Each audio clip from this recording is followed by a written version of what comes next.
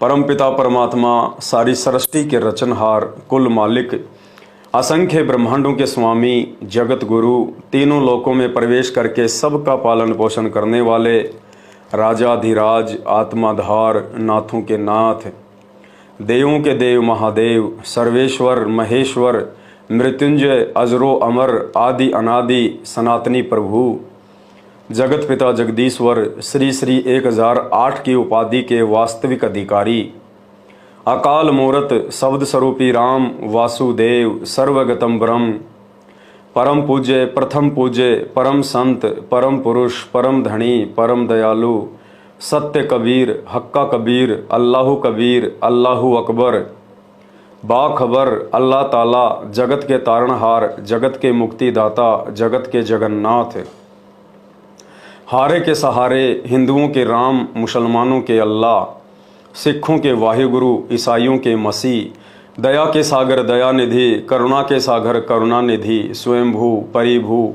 संकट मोचन, कष्ट हरण, मंगल करण, दुख भंजन, अविगत कबीर, निर्विकार निर्विषम परमात्मा, अलय अलेख सतगुरु, आदि अनादि सतगुरु, असली मर्यादा पुरुषोत्तम, असली राम, असली कृष्ण, असली घनश्याम, असली मुरारी, राजाओं के राजा, महाराजाओं के महाराजा, शहंशाहों के शहंशाह, सम्राटों के सम्राट, भगवानों के भगवान, अल्लाहों के अल्लाह, प्रभुओं के प्रभु, मसीहाओं के मसीह, सच्चे वाहिगुरु, बाबाओं के बाबा, पीरों के पीर, जगत सेठ, सावड़सा सेठ, सेठों के सेठ, सर्वगुण संपन्न, अनंत कोटि कलाओं के स्वामी, अनंत कोटि ब्रह्मांडों के नायक, योगियों में महायोगी, ध्यानियों में महाध्यानी, सिद्धों में परम सिद्ध, ज्ञानियों में तत्वज्ञानी, ब्रह्मज्ञानी, महाज्ञानी, सर्वश्रेष्ठ ज्ञानी, परम ज्ञानी, युवा कबीर, समरथ कबीर, असमवात, अमित ओझा, सच्चे रहनुमा, करीम अल्लाह, शुभान अल्लाह,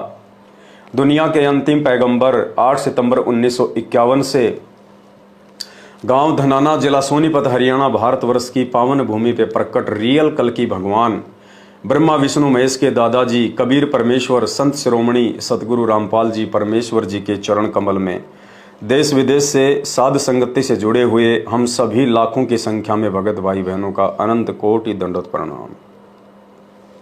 सत्साई भाइयों और बहनों, दया है परमात्मा की, जो परमेश्वर हम जैसे दो कौड़ी के तुच्छ जीवों को अपना ज्ञान फैलाने के लिए, अपने ज्ञान के प्रचार प्रसार के लिए निमित्त बना रहे हैं।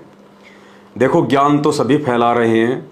परमात्मा के जितने भी बच्चे हैं, चाहे वो साध संगत से जुड़े हैं, चाहे वो सतलोक आश्रम मैनेजमेंट हरियाणा से जुड़े हुए हैं, सभी अपने अपने स्तर पर ज्ञान प्रचार कर रहे हैं।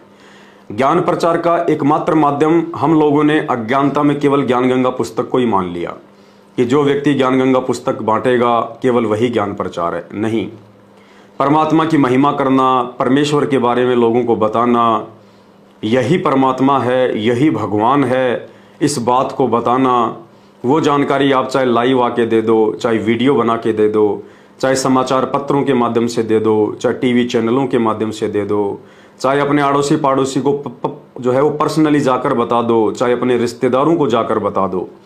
आप जहां काम करते हैं, मजदूरी करते करते, अपना ऑफिस में काम करते करते अपने साथियों को बता दो। ये सब जो है ज्ञान प्रचार के ही माध्यम हैं। इसलिए परमात्मा के सभी बच्चे, चाहे वो साध संगत से जुड़े हैं, चाहे वो सतलोक आश्रम मैनेजमेंट हरियाणा से जुड़े हैं, अपने अपने स्तर पर सभी ज्ञान प्रचार कर रहे हैं। लेकिन साध संगत वाले जो परमात्मा के बच्चे हैं, वो वास्तविक ज्ञान प्रचार कर रहे हैं, वो सार ज्ञान का प्रचार कर रहे हैं। क्योंकि ये तो सबको पता है, जितने भी संत रामपाल जी के फॉलोवर हैं, कि कबीर ही भगवान है। आश्रमों में नारे लगाए जाते हैं, वेदों में प्रमाण है कबीर देव भगवान है, वेदों में प्रमाण है कबीर देव भगवान है। लेकिन उन आश्रम से जुड़े हुए लोगों को इस बात का ज्ञान नहीं है कि वो कबीर वर्तमान में कौन है। ठीक है, कबीर भगवान है, कबीर भगवान से ही हमारा मोक्ष होगा, इसमें कोई दो राय नहीं है। लेकिन कबीर भगवान से हमारा मोक्ष उस समय होगा जब कबीर भगवान हमारे सामने प्रकट होगा। वो कबीर भगवान हमारे समक्ष प्रकट होकर हमें ज्ञान दे, हमें नाम दे, हमें आशीर्वाद दे, हमारी शंकाओं का समाधान करे, आध्यात्मिक क्षेत्र में हमारा मार्गदर्शन करे। हमारे संस्कार में, हमारे जीवन में जो कांटे हैं, जो संकट हैं, परेशानियां हैं, आपत्तियां हैं, उनका समाधान करे, हमें सुख दे, तब हम ये भक्ति कर पाएंगे, तब हम सफलता प्राप्त कर पाएंगे। तो वो कबीर भगवान आज वर्तमान में कौन है, कहाँ है, इस बात की जानकारी सतलोक आश्रम से जुड़े हुए किसी भी भगत भाई बहन के पास में नहीं है। वो संत रामपाल जी को केवल उस कबीर जी का अवतार मानते हैं, कबीर जी का भेजा हुआ दास मानते हैं, कबीर जी का भेजा हुआ नुमाइंदा मानते हैं, उनका भेजा हुआ कोई संत मानते हैं। संत रामपाल जी को वो कबीर भगवान नहीं मानते। और आध्यात्मिक क्षेत्र में यही सबसे बड़ी गलती है, सबसे बड़ी गलती। इस गलती को फॉलो करते हुए हम अनंत युगों से धक्के खाते आ रहे हैं, परेशानियां उठाते आ रहे हैं, हमारा मोक्ष नहीं हो पा रहा, हम जन्म पे जन्म लेते आ रहे हैं, कभी मानव के तो कभी पशु और पक्षियों के। हमारा पूर्ण मोक्ष नहीं हो पाया। क्यों? क्योंकि हमने किसी भी युग में जब जब वो कबीर भगवान, वो कबीर परमात्मा अपने सतलोक से चलकर अपने सतलोक की वास्तविक जानकारी देने के लिए, अपने तत्व ज्ञान का प्रचार प्रसार करने के लिए संत रूप में धरती पर प्रकट होते हैं, सरगुण रूप में, उस समय हम आत्माएं उनको केवल एक संत मानकर रह जाती हैं। हम उन्हें केवल अपना गुरुजी ही मान लेते हैं। हम उन्हें पूर्ण परमात्मा नहीं मानते, परमेश्वर नहीं मानते, भगवान नहीं मानते।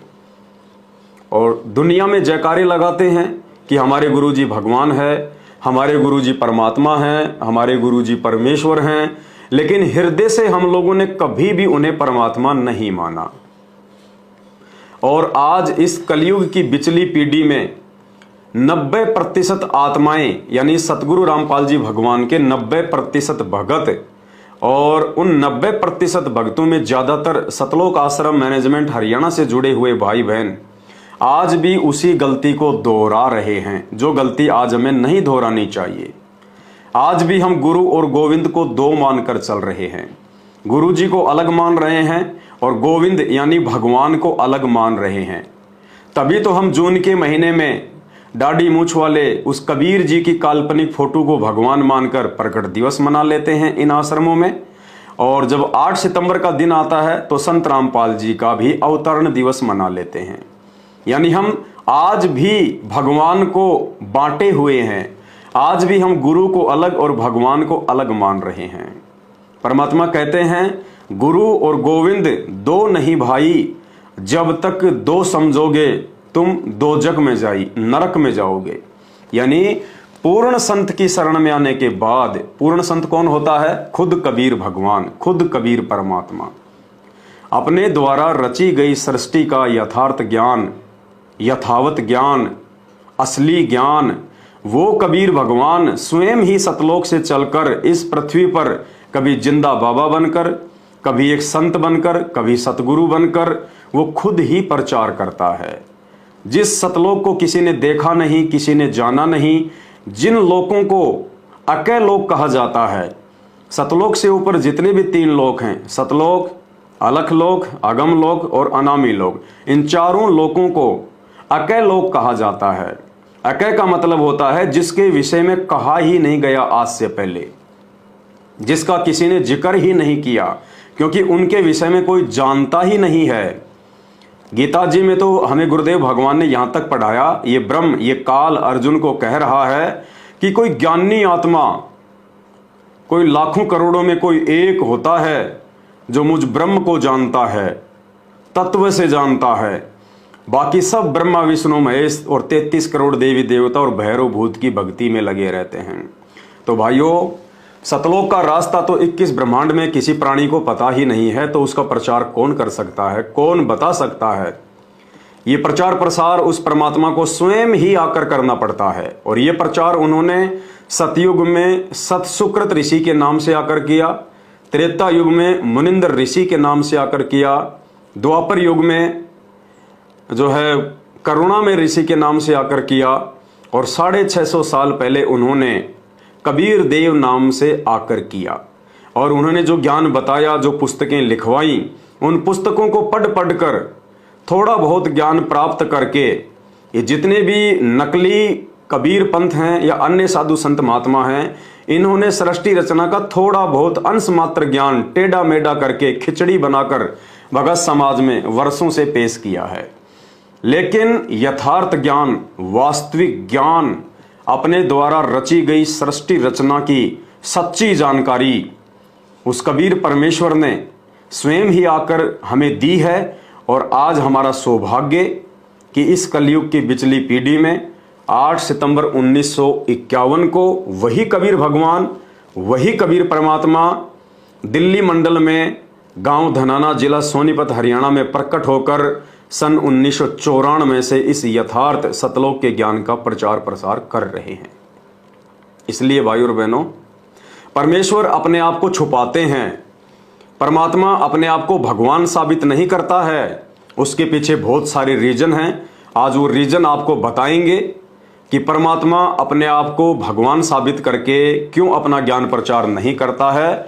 उससे पहले जो सवाल आज पूछा गया है सतलोक आश्रम मैनेजमेंट हरियाणा की तरफ से, उनके एक यूट्यूबर के द्वारा, जो कि हमारे गुरु भाई हैं वीर सिंह दास जी, पहले आप उनका ये सवाल सुन लीजिएगा और उनके इस सवाल के ऊपर आज हम साथ संगति करेंगे। सब एक बात बताओ, सतगुरु रामपाल जी महाराज जी जो है बरवाला में भी प्रकट दिवस मनाते थे और करोथा में प्रकट दिवस मनाते थे। सतगुरु रामपाल जी महाराज जी ने हर बार कबीर साहब का प्रकट दिवस मनाते थे। मुझे ये बताओ कि आपके पास ये आदेश कब आया कि प्रकट दिवस नहीं मनाना? ये सतगुरु देव जी ने कब आदेश दिया भाई कबीर साहब का प्रकट दिवस नहीं मनाना? यानी कि सतगुरु रामपाल जी महाराज जी के जो आदेश है उनको हटा करके आप अपने आदेश लागू कर रहे हो। भाई साहब, आप कौन होते हो हमारे सतगुरु रामपाल जी महाराज जी के आदेशों को कैंसिल करके अपने आदेश लागू करने हो? तो वीर सिंह भाई की शंका है और इसी शंका के कारण परमात्मा ने आज हमें एक साथ संगति का मौका दिया है। हम भगवान से प्रार्थना करेंगे कि ऐसे यूट्यूबर 10-15 और खड़े हो जाएं सतलोक आश्रम मैनेजमेंट हरियाणा की तरफ से, ताकि हमारे को परमात्मा ज़्यादा से ज़्यादा वीडियो बनाने का मौका दे। और संत रामपाल जी भगवान ही भगवान हैं, परमात्मा हैं, कबीर साहिब हैं, और उनके रहते सहते हमने दाढ़ी मूछ वाली कबीर जी की जो काल्पनिक फोटो है, हमने उसका प्रकट दिवस नहीं मनाना चाहिए। ये संदेश ज़्यादा से ज़्यादा भगत भाई बहनों तक जाए। तो भाई और बहनों, भाई का सवाल है कि आप सत्सेवक, साथ संगति से जुड़े हुए भाई बहन, आप क्यों मना करते हो कि दाढ़ी मूछ वाले कबीर जी का प्रकट दिवस नहीं मनाना चाहिए? संत रामपाल जी ने सन 1999 में जब उन्होंने करोथा में आश्रम बनाया, उस समय भी संत रामपाल जी दाढ़ी मूछ वाले कबीर जी का प्रकट दिवस मनाया करते थे। उसके बाद जब उन्होंने बरवाला में छोटा आश्रम बनाया दौलतपुर में, उस समय भी संत रामपाल जी कबीर जी का जो है प्रकट दिवस मनाया करते थे। फिर 2010 में संत रामपाल जी ने चंडीगढ़ रोड बरवाला पर बड़ा सतलोक आश्रम बनाया 16 एकड़ जमीन में। उसमें भी सन 2014 तक उन्होंने कबीर जी का प्रकट दिवस मनाया। तो आप सत्सेवक कौन होते हैं ये कहने वाले कि जून के महीने में अब उस दाढ़ी मूछ वाली फोटो का प्रकट दिवस नहीं मनाना चाहिए? 650 साल पहले जो कबीर जी आए थे, जिनकी फोटोएं हम देखते हैं, कबीर दास के नाम से जानते हैं, उनका प्रकट दिवस क्यों नहीं मनाना चाहिए? भाई और बहनों, इस विषय पर हम आज से पहले बहुत बार भगत भाई बहनों को आगाह कर चुके हैं, वीडियो बना चुके हैं। लेकिन जो नए नए भगत भाई बहन जुड़ते हैं वो साथ संगति के वीडियो नहीं देख पाते हैं। उनको डरा दिया जाता है, उनको धमका दिया जाता है, उनको आश्रमों से बेदखल करने की धमकी दी जाती है, उनको गुरुद्रोही करने की धमकी दी जाती है कि यदि आप पवन दास के वीडियो देखोगे तो आपका नाम खंड हो जाएगा, आपको आश्रम में एंट्री नहीं दी जाएगी। भाई, ये ज्ञान की लड़ाई है। ज्ञान की लड़ाई को ज्ञान से लड़ना चाहिए, ज्ञान का जवाब ज्ञान से देना चाहिए, अज्ञानता से नहीं। अज्ञानता से मूर्ख लोग देते हैं। तो वीर सिंह भाई का हम धन्यवाद करेंगे जो लगातार साथ शंका समाधान की वीडियो के ऊपर सवाल वगैरह खड़े कर रहे हैं। और हाँ, आप और हम भाई बहनों को लगातार परमात्मा मौका दे रहे हैं। भाई और बहनों, आज हम बहुत सारे सबूत, बहुत सारे प्रमाण आपके सामने पेश करेंगे और ये गुरुदेव भगवान की एक विशेष रजा, एक विशेष मेहर है। इसलिए हमने वीडियो को बहुत ही ध्यान से, बहुत ही धैर्यपूर्वक देखना है, क्योंकि जिस दिन हमारी आत्मा में, हमारी रग रग में ये बात समा जाएगी कि इस सृष्टि में संत रामपाल जी के अलावा दूसरा कोई भगवान नहीं है, कोई परमात्मा नहीं है, कोई परमेश्वर नहीं है। संत रामपाल जी ही पूर्ण परमात्मा है, परवरदिगार है, अल्लाह अकबर है, यही भगवान है, यही सारे ब्रह्मांडों का संचालन कर रहे हैं। यही संत रामपाल जी सतलोक में निर्गुण रूप में बैठे हैं और यही संत रामपाल जी वर्तमान में धरती पर संत रामपाल दास नाम से प्रकट होकर अपना ज्ञान प्रचार कर रहे हैं। और यही संत रामपाल जी भगवान वर्तमान में असंख्य रूप बनाकर असंख्य ब्रह्मांडों में अपनी आत्माओं को अपनी जानकारी दे रहे हैं, सतलोक की जानकारी दे रहे हैं। आप ये ना समझना कि संत रामपाल जी खाली धरती पर ही हैं वर्तमान में, ये कबीर भगवान, और खाली हमें ही अपनी शरण में लिया है और खाली हमारे लिए ही परमात्मा जेल में बैठे हैं, हमारे लिए ज्ञान प्रचार कर रहे हैं। ये परमात्मा वर्तमान में ना जाने किस किस ब्रह्मांड में कहां कहां जेल में बैठा हुआ है। जो घटना वर्तमान में धरती पर वर्तमान में घटित हो रही है, ऐसी ऐसी लाखों घटनाएं, असंख्य घटनाएं एक ही समय में अलग अलग ब्रह्मांडों में बैठ के परमात्मा करता है। असंख्य आत्माओं तक परमात्मा अपना ज्ञान प्रचार करता है। उन ब्रह्मांडों में बैठी हुई वो आत्माएं भी यही सोच रही हैं जो हम सोच रहे हैं कि देखो गुरुजी हमारे लिए जेल में बैठे हुए हैं, परमात्मा 20 साल से या 30 साल से ज्ञान प्रचार कर रहे हैं, अब की बार तो हम आत्माओं ने सतलोक में जाना ही चाहिए, अपने परमात्मा के मिशन को, उनके मकसद को समझना चाहिए। एक समय में यह परमात्मा असंख्य रोल प्ले करता है, लेकिन आप और हमारा उन असंख्य ब्रह्मांडों में बैठी हुई आत्माओं से बड़ा सौभाग्य इसलिए है क्योंकि उन असंख्य ब्रह्मांडों में परमात्मा की शरण में आकर भक्ति कर रही आत्माओं का मोक्ष केवल धरती पर मानव शरीर प्राप्त करके ही हो सकता है। उन ब्रह्मांडों में केवल वो ज्ञान समझ सकते हैं, अपनी बैटरी को चार्ज कर सकते हैं मानव जन्म प्राप्त करने के लिए। आप और हमारा सौभाग्य, हम उन ब्रह्मांडों से निकलकर सारी प्रोसीजर को पार करते हुए, कंप्लीट करते हुए आप और हम भाई बहन इस पृथ्वी लोक पर गुरुदेव भगवान के आशीर्वाद से, उनकी मेहर से मानव जन्म प्राप्त कर चुके हैं, स्त्री या पुरुष। और हमारा फाइनल स्टेज है, क्योंकि इस पृथ्वी को भगवान ने मुक्ति खेत बताया। मुक्ति खेत, अगर इस 21 ब्रह्मांड के प्राणियों को मोक्ष प्राप्ति करनी है, चाहे वो किसी भी ब्रह्मांड में बैठा है, यदि उसको पूर्ण मोक्ष प्राप्त करना है, सतलोक जाना है, तो उनको इस धरती पर जन्म लेना पड़ेगा, मानव जन्म, मानव जन्म। और मानव जन्म मिलने पर फिर उसको यदि वो परमात्मा मिले संत रूप में, उनको तत्व ज्ञान दे, और ये बिचली पीढ़ी का समय होना चाहिए, बिचली पीढ़ी का समय। बड़ा सौभाग्य है भाई और बहनों, ये कोई योग या संयोग नहीं है, ये तो परमात्मा ने खुद पैदा किया आप और हमारे लिए। ऐसा योग संयोग बन ही नहीं सकता।